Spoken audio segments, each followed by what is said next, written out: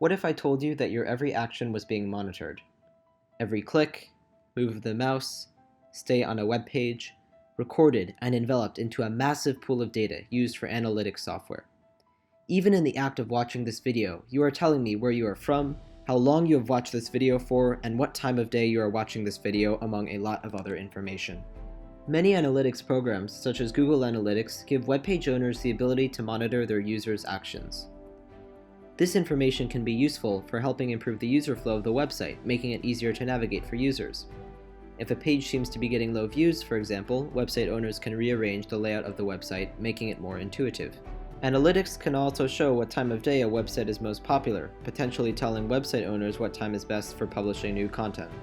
I always knew the basics of what analytics had to offer, but when I started my own website and installed Google Analytics myself, I was astounded at all of the anonymous information I could collect, which included what websites you are on prior to entering my website, what types of devices you are using to view my website, if you come back to visit my website on a regular basis, a live map of all of the users on my website by city, the ability to track an individual user's path through my website even if they visit on different days and see what they like to do best, your age, your gender, your outside interests.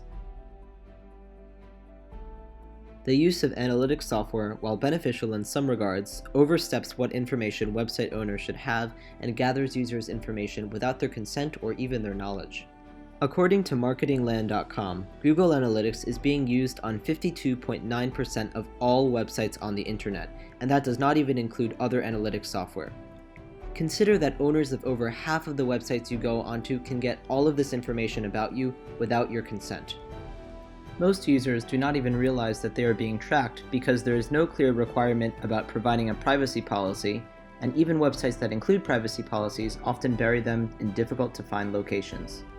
Collecting simple data like number of users might be okay, and depending on the context of each company, some might require data that other companies consider unnecessary, but as a result, Google includes all of the data for each website, resulting in potential privacy violations.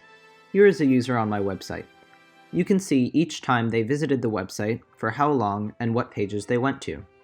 It probably would not be too difficult to cross-reference this data to find out what town they live in as well.